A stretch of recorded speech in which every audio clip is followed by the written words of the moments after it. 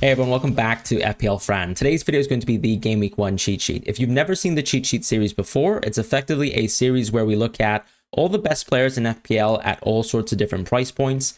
And we do consider, of course, the preseason data that we've had. I've had 2 iterations of the cheat sheets previously, but this is going to be the final up-to-date version. We've looked at all the preseason games, the Community Shield matches, who's gotten minutes, who hasn't, what I think about managers, and so forth. As far as what I'd like to do before we jump into the cheat sheet, I'd like to shout out Fantasy Football Hub. They've got an amazing deal in place, which is 50% off for the lifetime of your membership if you do sign up before the Game Week 1 deadline this Friday. So do have a look at the link in bio below. It is definitely a great tool to help with your FPL manager journey. They even have a deal where if you do lose your mini league, you can get your money back. So there's a refund and you can have a look at the terms and conditions for that. Have a look at the link in the description below, as I said, as it is a great tool and definitely helped me finish in the top 500 last season. So let's go into the cheat sheet. In the defender position, my 4.0 thoughts have not changed.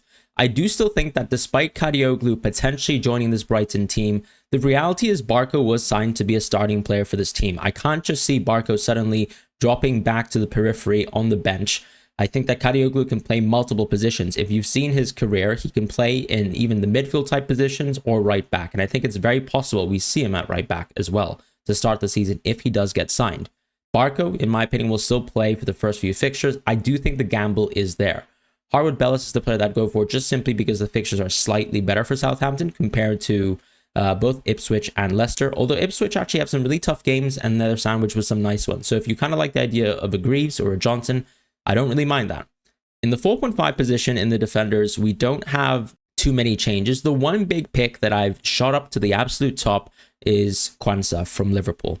You can see if you watch my recent draft video that he is in the draft video. And part of that is because I think if you can gamble the chance that someone like Quansah can start the season as a Liverpool center back, it can work really well in that 4.5 spot because we're going to rotate 4.5s anyways. We will have a backup more often than not in our drafts. And unless you're going for double 4.0s, I think Quansah makes a lot of sense as a pick to consider right now.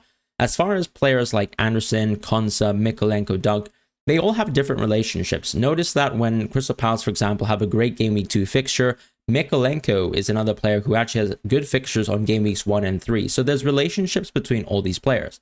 Crystal Palace and Everton is a pretty good starting rotation. When you look at a player like Konsa or Dunk, these are players who actually have good fixtures in Game Weeks 4 and 5. And so, once again, it's all about what relationships you need to have in your team. What kind of rotation are you looking to achieve? And so that's why I like all of these picks. With Hall, he's an interesting one where I think such a great Game Week 1 fixture, even better than, let's say, Mykolenko's, definitely. And he could also be the star of this sort of Newcastle defense. We know that Trippier's still at the club, so I think Livramento's minutes are going to be a little bit less. Hall in the preseason so far has had close to perfect minutes. And yes, the fear, I suppose, of Burn playing left back is still there. But I really do think that this is Hall's breakout season. And I do think that he's slightly ahead of Burn in the pecking order. I might be wrong here, but I do think that it is worth at least gambling on the idea of Hall if that's where you see the Newcastle sort of priority being in defense. Burn, I still think, is very much highly rated by the manager. Botman is still out of the team. We do have a lot of depth though, right? Schär, Kraft, Kelly, these sorts of players can all play center back, but I do think that Burn is very key for Eddie Howe, and I still think he starts the season off with them with good minutes, and so that's why he's on this list. Players like Murillo, Colwill, Robinson, Lewis are all great. In fact, Robinson can definitely be argued to be a green pick as well. I think that when you look at Robinson, he has an interesting relationship too, where he's got a good Game Week 2 fixture and generally good fixtures over the run after Game Week 1. So if you want someone who's going to be, crucial to your team for Game Week 2, and is going to be good bench depth, I do really like Robinson a bit more than some of these other yellow picks. But then the yellow picks I would also say come from better defenses. So, for example, Nottingham Forest. That's an interesting defense to look at. Lewis is also another gamble that I quite like, but I do think that his minutes can be quite restrictive early on. And we do still think that City's fixtures are a little bit tough, right? So I think whilst Lewis is definitely worth looking at as a bit of a gamble, I guess my issue is that his minutes can be lost very quickly, and I think that he's not going to start in the ideal starting 11 for Man City. Whereas I go back to Quansah, he's got amazing fixtures, and he definitely does currently start in Liverpool's ideal starting 11. So that's sort of my sentiment right now on these sorts of players. With Lissandro Martinez, Van de Ven, still not great defenses, not particularly attacking players. and they're just going to be shelved here as differentials for now, but we can definitely revisit them later down the line. As far as Munoz, Shaw, Udogie, Dalot, I think Munoz is the only player worth looking at now. Shaw clearly isn't ready to start the season. Neither is potentially Udogie. He could probably start playing as soon as game week 2, or maybe his minutes in game week 1 could be reduced even if he gets a start there, but I think it's just risky. Porro is a standout pick for me. And when we look at players like Guardiola, Van Dijk, Gabriel, I think they're all still great picks. My issue, I suppose, with Van Dijk is, do you really want to be spending 6.0 for Van Dijk? I probably wouldn't. I'd rather have gone for Robertson if he was available for game week 1. And we did see Robertson play versus Las Palmas in the previous friendly, but I still think the position is exactly the same. I wouldn't go Tsimikas because I think his spot in the team is quite fragile. I think Robertson can get it back because Robertson just simply hasn't played enough preseason minutes to probably warrant a start in game week 1.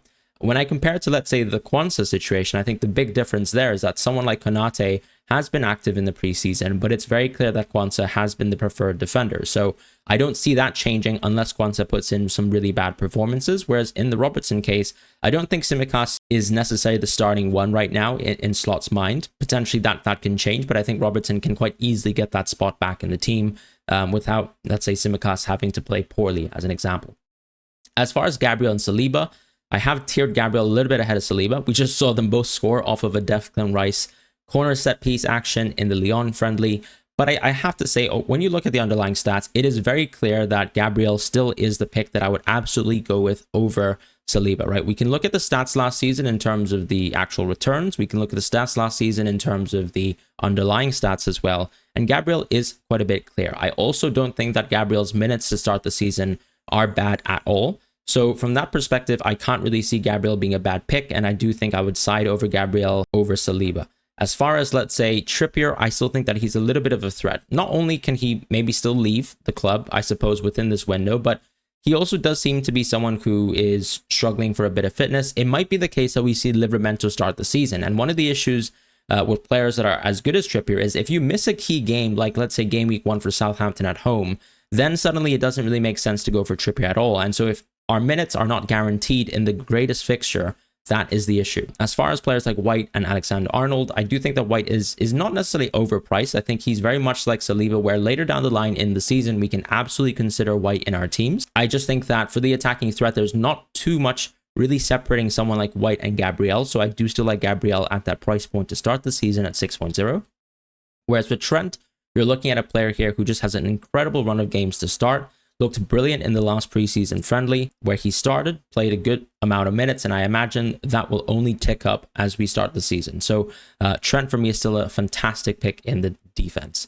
As far as the midfield position right now, I don't think there are too many changes, if I'm being completely honest. I have Rodgers as a top option, and that has not changed. I think that, yes, Watkins coming back into the team means that Rodgers has less positions to slot into. He'll have less flexibility in terms of those minutes, and he will probably be an early sub at times. But I do think it's clear to say that he is ahead of the pecking order over all players that aren't Bailey. And that's a good position to be in if you're looking into Rodgers simply as an 8th attacker. I would apply the same logic to Bob, but he's a different situation. I would describe owning Oscar Bob this season as potentially a little bit of a heist in game week 1, right? Because the idea is you want to have Bob start at least for game week 2, and that's it. You've gone away, you've achieved the heist. Because if you can get Bob starting in game week 2 versus Ipswich at home, I think that's insurmountable value for a 5.0 midfielder, and that's just amazing.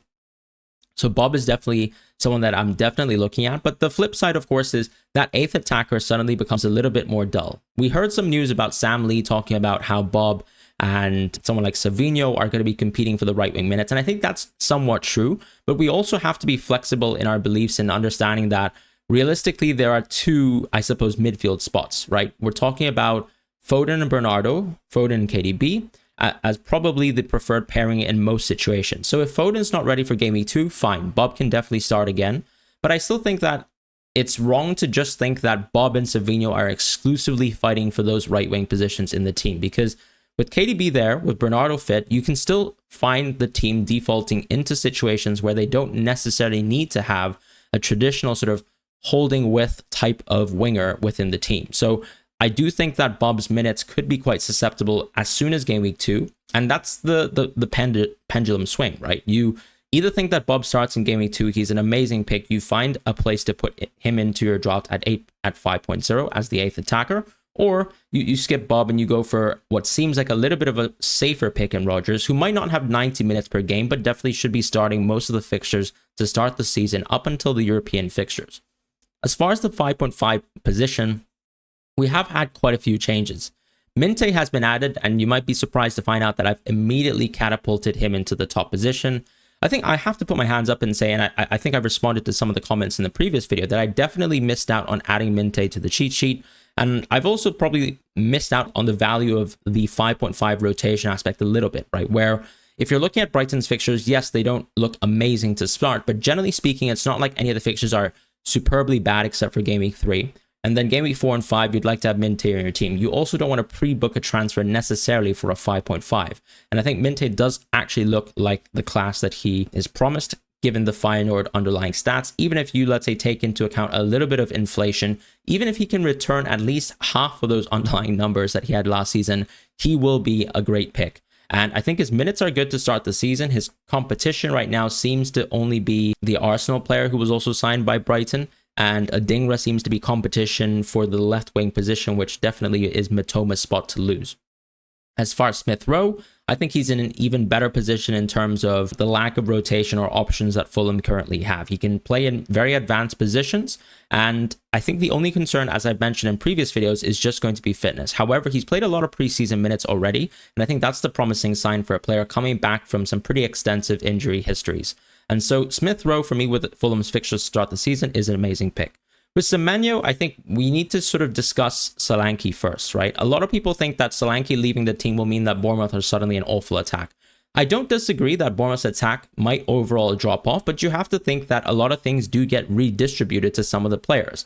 When you look at a team like, let's say, Nottingham Forest last season, Chris Wood took a lot of the XG. And so if you take Chris Wood out of the team and Nottingham Forest continue to post, let's say, the same numbers, then that XG sort of gets shared around, and it doesn't necessarily work like that. But Semenyo is someone who can move into the center forward position at times. We have seen it actually, and Enes Ünal is injured to start the season. So him needing time to get back to full fitness means that Semenyo has a decent amount of center forward share. You might even believe that he has a bit of penalty share, but I think Kluivert took the penalty in the last preseason match, which is a good indication of why Kluivert is also on the cheat sheet. I do like Semenyo for the perspective of his minutes being relatively secure in the right wing position and even a bit of center forward share. And actually game weeks 1 to 3 for Semenyo are really good. So I do like Semenyo quite a bit. We also talked about how with the bonus changes, he's someone who actually does get a lot of shots on target, also gets a lot of fouls drawn. So he's an interesting pick overall. And that's why he shot up in the list because of that Solanke transfer. With Murphy, he's had probably the most stellar preseason out of almost all the midfielders, arguably.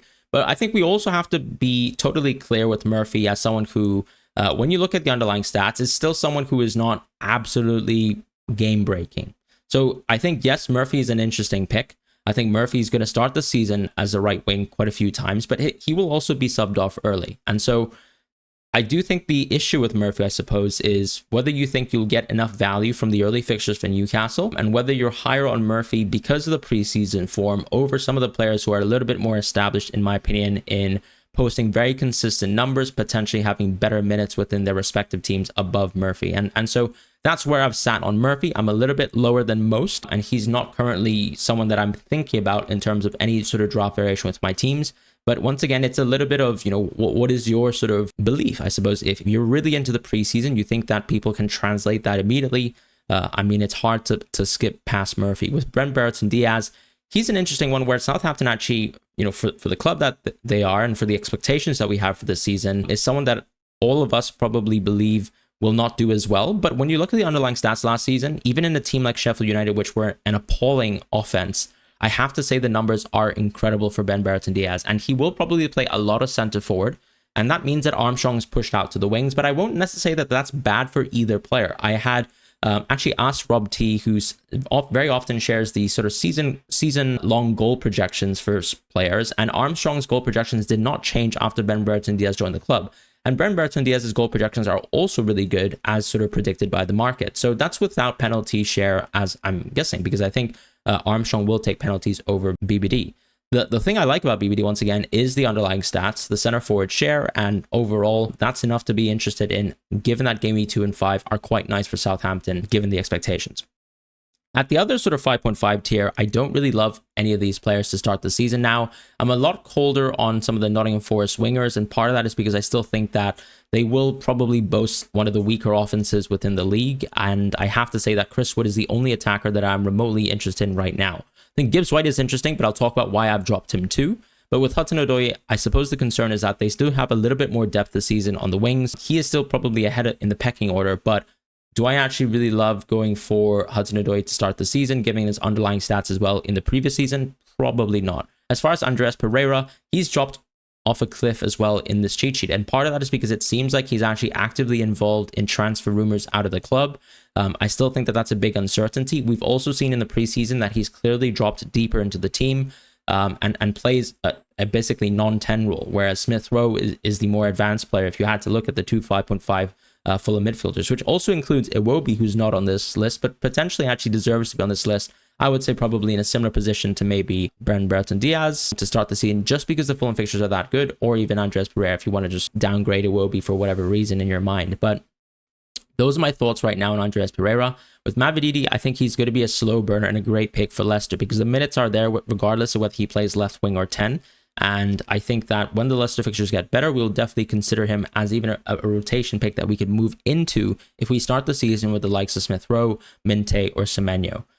As far as Kamada, I think he just scored in a preseason game. My concern still is that when you look at his history, his minutes have also always been a little bit reduced. And given that Sarr is a genuine option for Crystal Palace, I still think that Kamada will probably suffer in terms of minutes compared to some of the other players here who are definitely going to play at least 75-80 minutes a game, whereas maybe Kamada could be a little bit of an earlier sub, and that's a little bit of a point of concern for me. I also think that Eze is just someone who basically has hoarded a lot of the average case sort of expectation of points, right? He takes penalties, he takes set pieces, has a lot of shot volume as well for a midfielder. And so even though Kamada has just scored in the preseason game, I don't think that's going to make me change my mind on him as a pick. With Kluivert, we know he has a bit of penalty share, but I think the minutes are still a little bit dicey because Sinisterra is a very serious pick on that left wing position that will compete with Kluivert.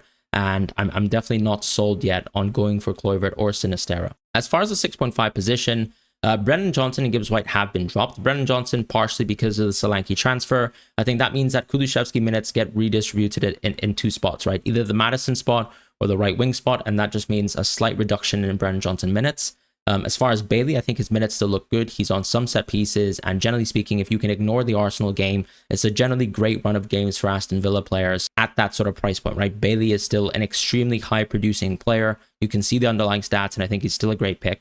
With Gibbs White, my concern is that over the course of the preseason, we've somehow seen him lose all his set pieces.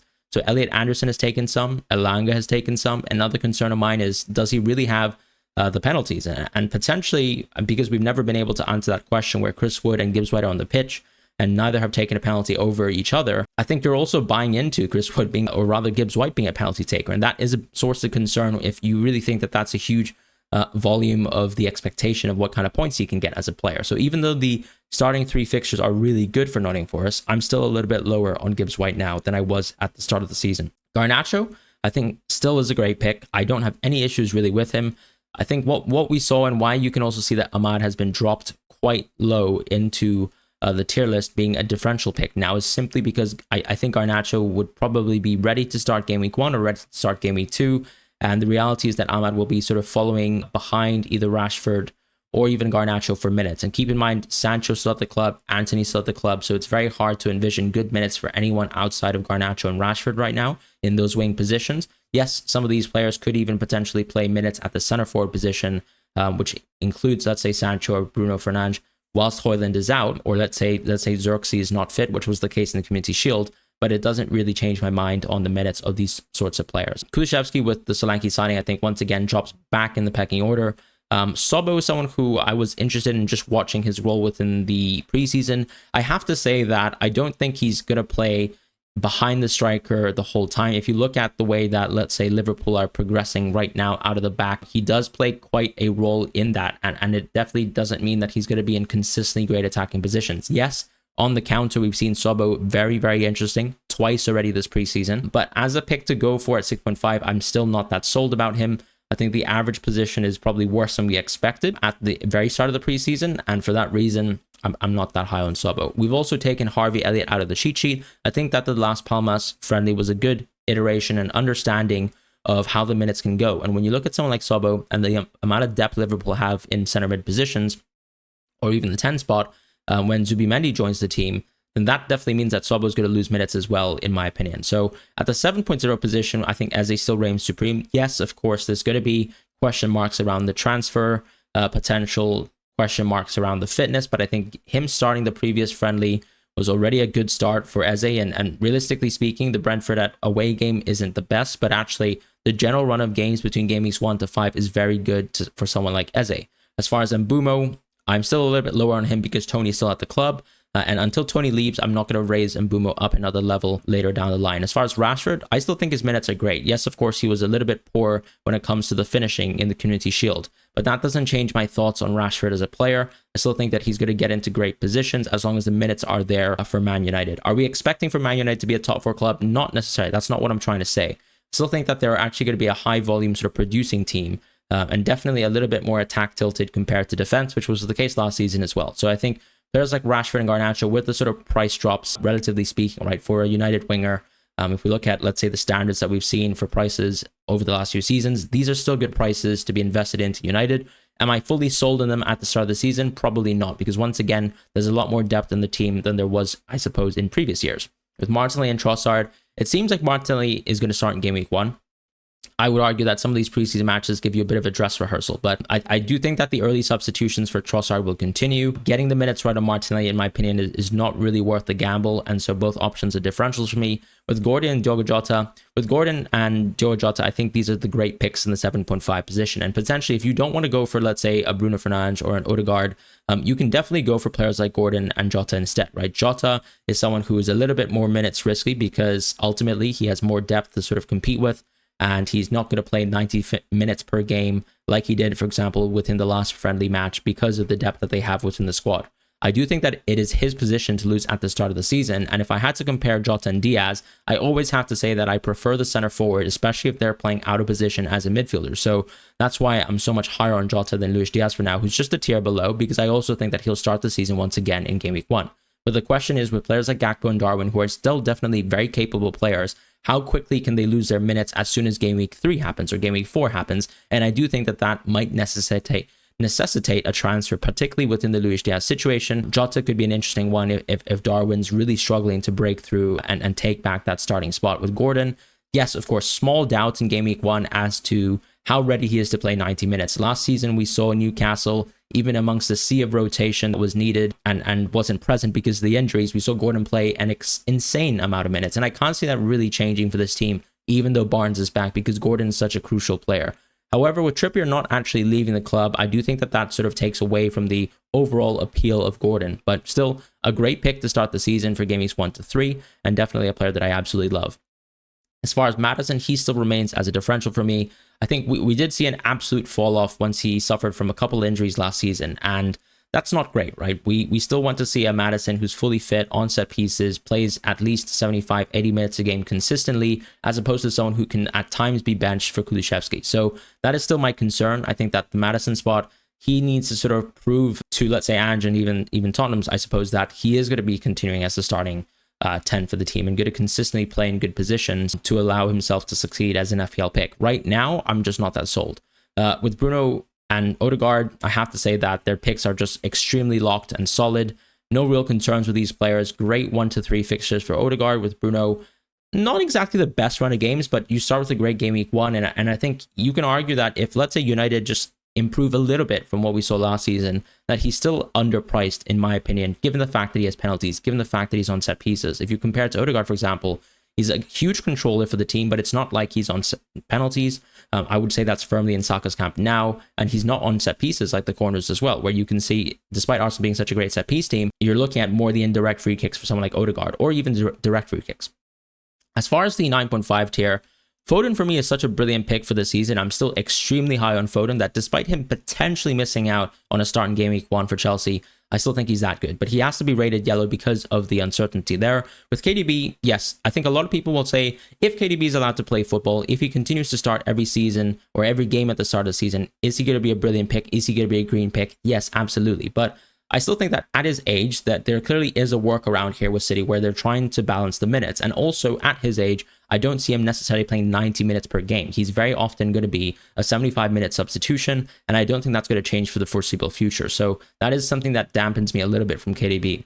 As far as Saka, Son, Palmer, I still think they're all great picks. With Son, I have to say that penalties should still remain with him. That's my personal sentiment. Yes, of course, Son's penalty record is actually worse than Solanke's, but I can't really see Son still losing penalties right now in the team. If I'm wrong, I'm wrong, but that would definitely dampen the output for Son. And we've talked about this previously on the cheat sheet, but him being a left winger is a little bit lower in terms of overall expectations for points, given that the tilt becomes a little bit more assist dominant, but then definitely less goal or more goal shy, I suppose.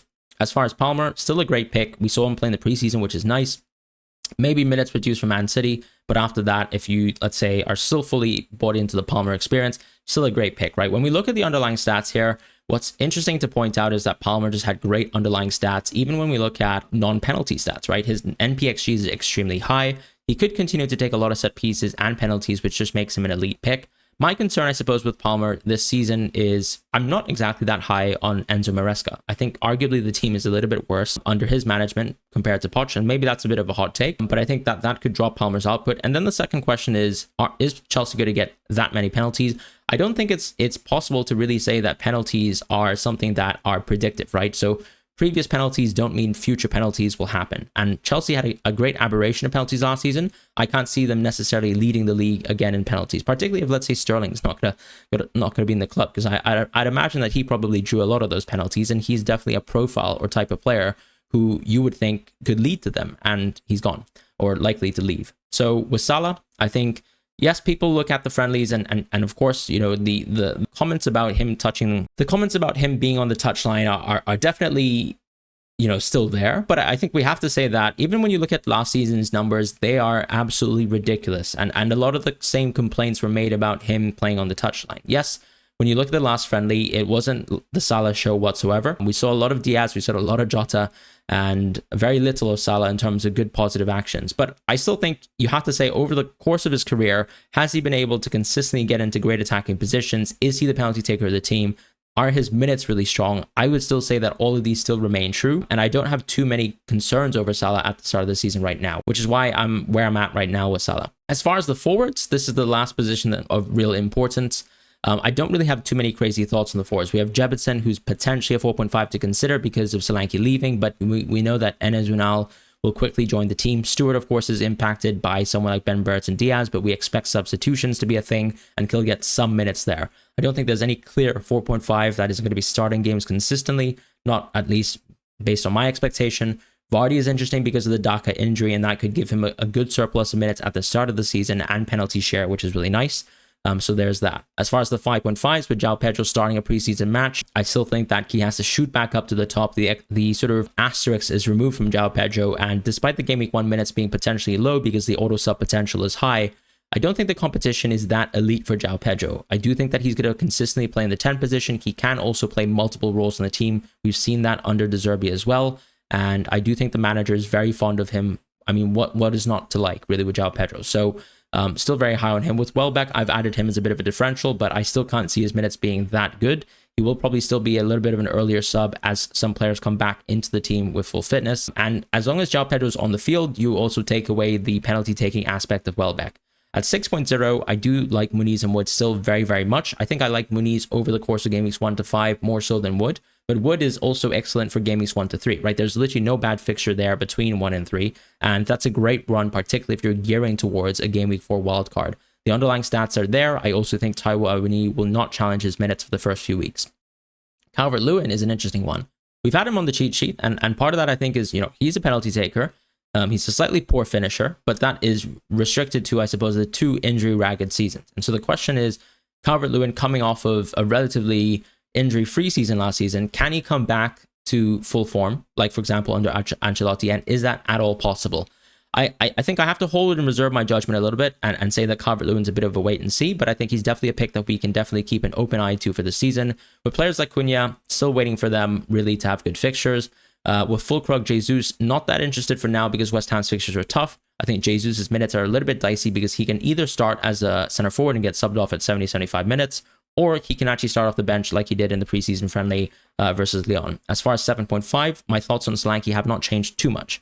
I don't think he's actually that much immediately better because he's joined Spurs. You have to think that either he takes penalties and he's actually better, or he doesn't take penalties and you're taking away maybe 5 to 6, even 7 to 8 goals from him over the course of the season, which is a huge impact on how we predict points. As far as Solanke, yes, of course, I think the shot volume is going to go up. The NPXG per 90 is going to go up. But beyond that, I would have to say that I'm not as high as Solanke in terms of, oh, he has to immediately jump into my draft with the Spurs transfer as most. I think it's actually quite offsetting in terms of the positive impacts for him and the negative impacts, which could even lead to, let's say, reduced minutes at times. Maybe let's say if Richarlison's back in the team, for example.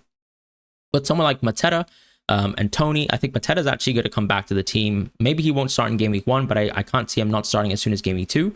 And so I think he's just immediately a good pick to still consider. With Tony, I think the uncertainty is there with someone and the potential for him to leave to Saudi. If you're planning a wildcard 4, this probably doesn't affect you.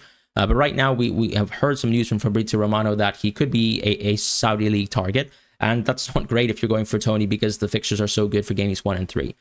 The other picks for me are still differentials because I think the minutes are a bit worse for someone like Jackson this season. Overall fixtures aren't that amazing, even though his underlying stats are great. And then with Darwin and Gakpo, it seems like they will need to be sort of reclaiming those starting minutes later down the line, whereas Diaz and Jota have probably the ability and will start in game week 1 and could keep that spot for the foreseeable. Overall, I suppose the issue with going some of these Liverpool players is that minutes and availability is an issue, and you are almost setting yourself up for a transfer sooner than later. As far as someone like Havertz, Isak, Watkins, Haaland, I've actually dropped Watkins a little bit because I think I do have some small concerns over Watkins and his preseason availability. Maybe the minutes could be slightly reduced versus West Ham in game week 1. I can't imagine that if you've played 0 preseason minutes so far that you're suddenly going to be thrown in and going to play 90 minutes versus West Ham. If that happens, fair enough. I'll be wrong on that take.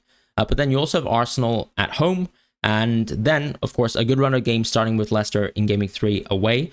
And so for me, I see Watkins more as a transfer later down the line. I have to say that. I can't really see starting the season with Watkins making too much sense right now, given what we know about his availability. And that's it, right? Watkins is still an amazing pick. Game weeks 3 to 9 is just an incredible run of games for Aston Villa and Watkins in particular. But for now, I'm a little bit cooler on him to start the season for game week 1.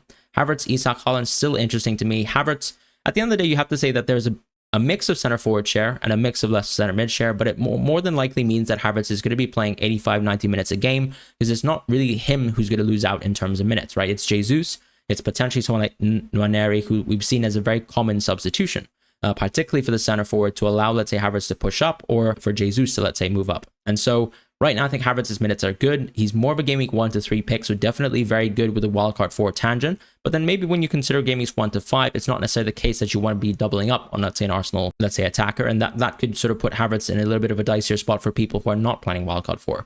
And those are my thoughts right now in terms of the forwards. As far as the goalkeepers, we're looking at some of the players here who really haven't changed in my estimation. I think Sells is the number 1. I think Sanchez is the number 1. Those are the big assumptions here. But for me, Henderson, Flecken, Sells are the ones to consider for game week 1 for 4.5s. Henderson, Flecken is actually a really preferred rotation. I would even call them a 5.0 goalkeeper, right? Because you're choosing to spend an additional 0.5 by rotating these two. And I think it works out really well. Martinez has, generally speaking, I think the better run of games compared to most of the other 5.0 goalkeepers. I'm a little bit lower on Leno just simply because I think Fulham's defense is still poor despite him being a good shot stopper. So therefore Leno drops. And I think Becker, Raya, Ederson, Alisson, Becker, that is, are all interesting picks, right? You're looking at Raya from the perspective that this is still the best team on defense in the world. This is a great run of games for Liverpool. And Ederson, generally speaking, a little bit in between, right? Decent, slightly better run of games, I'd say, compared to Arsenal, let's say 1 to 5. But then generally speaking, I know a lot of people have issues with going for Ederson, and that's fine. But that's it. That's the cheat sheet. Thank you so much for tuning into the Game Week 1 cheat sheet. Please feel free to subscribe to the channel if you want to see more FPL content. Take care and goodbye.